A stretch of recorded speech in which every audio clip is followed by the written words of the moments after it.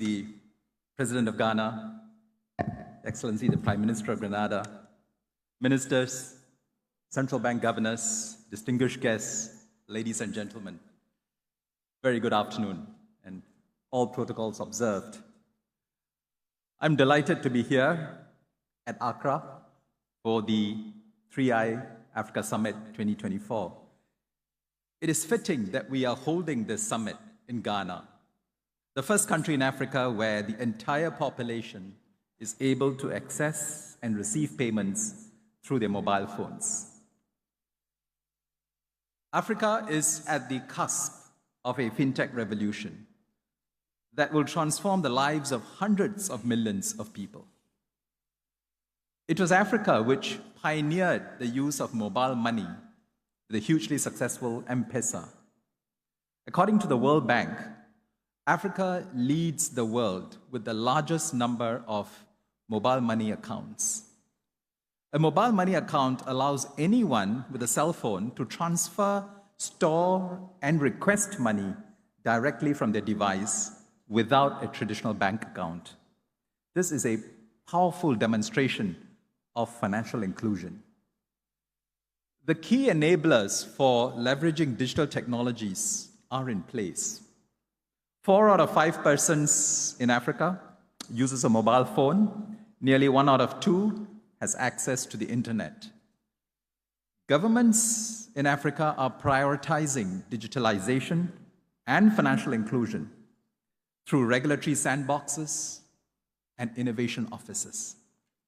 According to a BCG report, Africa is likely to be the fastest growing fintech market in the world between 2023 and 2030. And fintech revenues are expected to rise by 13 times, 13 times, compared to the global average of 6 times. So the potential is huge, and the enablers are in place. But it is not a given that Africa's fintech revolution is predestined. Africa still has considerable challenges to overcome on its fintech journey, and we need to be realistic about them so that we can address them. First, more than 40% of people in sub-Saharan Africa do not possess a legal proof of identity or a digital ID. Women and ethnic minorities bear the brunt of this digital exclusion. Second, cross-border payment transactions within Africa are still quite expensive, as they are routed through overseas banks and involve currency swapping. Third, much of the population still remains unbanked or underbanked. Only 35% of the population in sub-Saharan Africa has access to banking services. But Africa is not sitting still. Efforts are underway to tackle each of these problems. 1, digital identities as a key enabler for online transactions. 2, payments connectivity for seamless cross-border payments. Tokenization and artificial intelligence to enhance financial inclusion. Let me elaborate on each of these 3. Digital IDs, now they are a crucial public good to enable financial inclusion. Efforts are underway at the country, regional, and Pan-African levels. So several countries in Africa are implementing digital IDs. Ghana has begun to issue digital IDs to all newborn children. Nigeria has launched the National Digital Ecosystem to integrate the national identification number with digital services. Benin is offering 300 government services based on authentication of citizen identities through digital IDs. At the regional level, the Common Market for Eastern and Southern Africa, COMESA, the East African Community, EAC, and the Southern African Development Community, SADC, have been working on regional digital IDs. Now, building on these initiatives, the African Union has plans for an interoperable Pan-African digital ID. And this will be a stepping stone to building the single digital market in Africa, which is a bold vision of a unified digital ecosystem that provides individuals and businesses across the continent with seamless access to digital services. Now, a Pan-African digital ID is a powerful enabler for a digital economy. What will it do? It will allow individuals to verify their legal identity both online and offline, and gain access to public and private services more easily. Second, it will protect digital privacy, as people and businesses will be able to verify their credentials without disclosing their personal data. And it will accelerate the integration of Africa with the global digital economy and the FinTech ecosystem. So that's digital ID. Next, payments connectivity. This is the other thing that needs to be achieved. The Pan-African Payment and Settlement System, PAPS, PAPSS, is an interesting innovation. It is introduced by the African Export-Import Bank and Africa's Continental Free Trade Area, AFCFTA, in January 2022. One of its key features is to facilitate instant cross-border payments that are directly convertible in local currencies. In other words, it eliminates the need for intermediary currency conversions to the dollar, the euro, or pound sterling. PAPS has successfully completed a pilot phase in the West African Monetary Zone countries and is poised to financially connect the continent. Another notable initiative in electronic payments is HonorFric. This is a pan-African payment system that seamlessly connects 500 million people, 500 million mobile wallets across 40 countries in Africa. Users are able to make payments, receive money, and make financial transactions seamlessly through their mobile phones. HonorFric's integrated chain of mobile network operators, money transfer operators, and banks has simplified payments and transactions across the continent. Now, these are interesting innovations in Pan-African payments connectivity. Now, the key task ahead, I think, is to integrate these innovations with existing national payment rails for seamless multilateral payments connectivity across Africa. And here the role of central banks is critical. They must ensure effective governance and interoperability while leveraging of existing innovations like mobile money and PAPS. Third, tokenized assets and digital money to drive financial inclusion. Distributed ledgers and tokenization are being used to create a more efficient global financial architecture for seamless financial transactions across the world. Now, digital assets ride on the technological innovation of tokenization, namely the use of software programs to represent the ownership rights over any item of value as a digital token. It allows high-value financial and real economy assets to be fractionalized and exchanged over interoperable platforms like the internet on a peer-to-peer basis without intermediaries.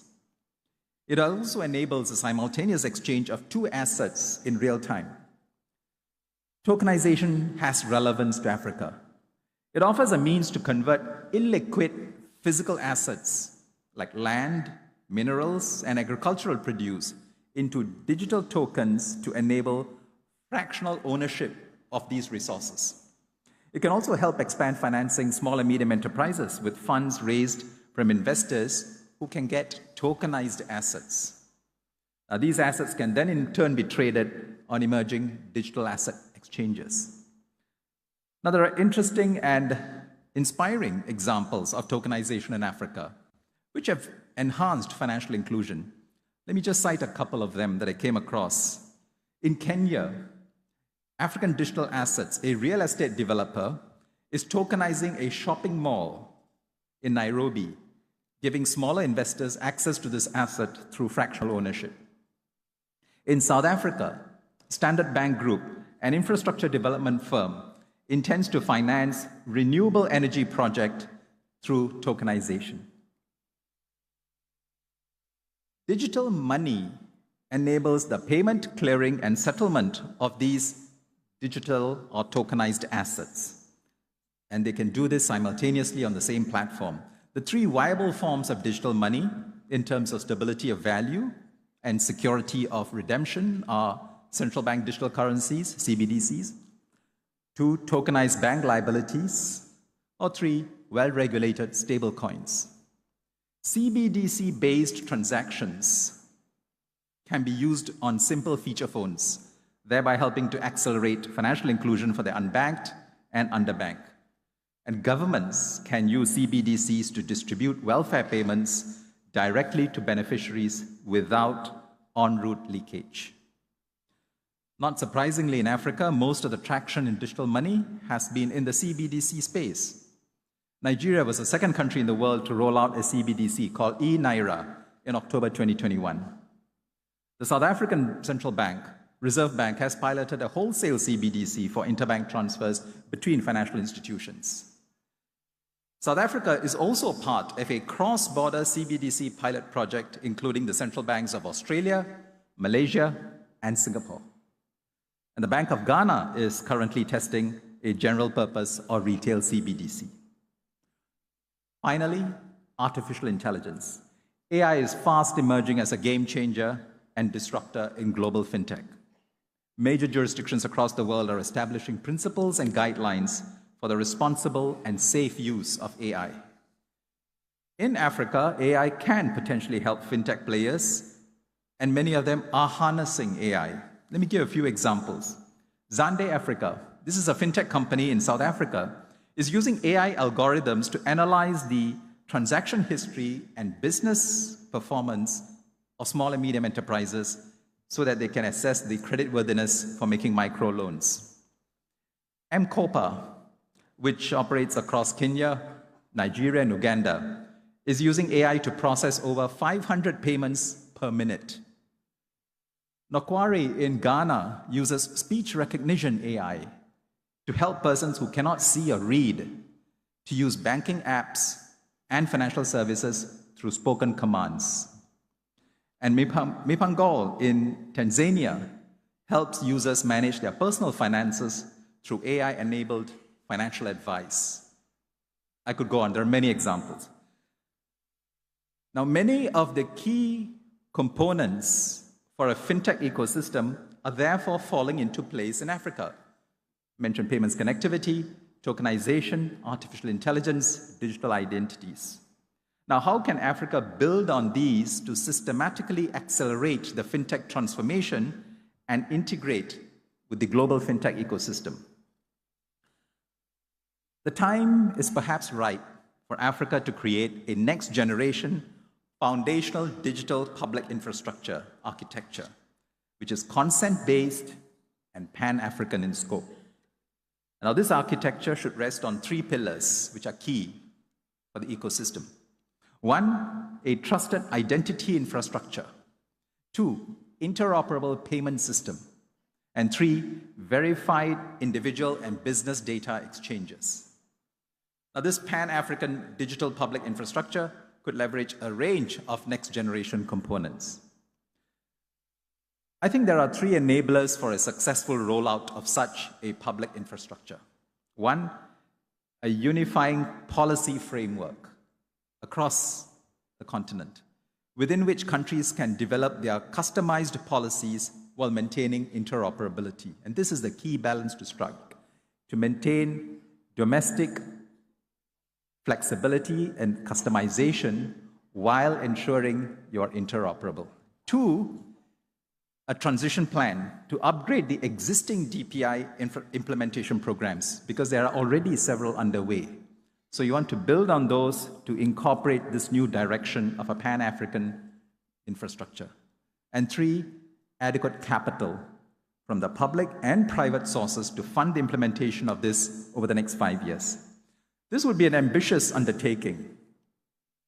It will require high-level guidance and a robust governance structure. A good way to start would be to bring together a group of key pilot sponsors under the chairmanship of perhaps participating heads of state, along with C-suite representation from public and private sector stakeholders. You can only do this through public-private partnerships. Let me conclude. More than anywhere else in the world, FinTech can demonstrate its true purpose and potential here in Africa by focusing on financial inclusion. There is great scope for collaboration between traditional financial institutions and private FinTech companies to bridge financial and digital divides. And platforms like the 3i Africa Summit create the opportunity to realize Africa's FinTech potential. I wish you a fruitful discussions that lead to meaningful improvements in the lives of the people of this continent. Thank you very much.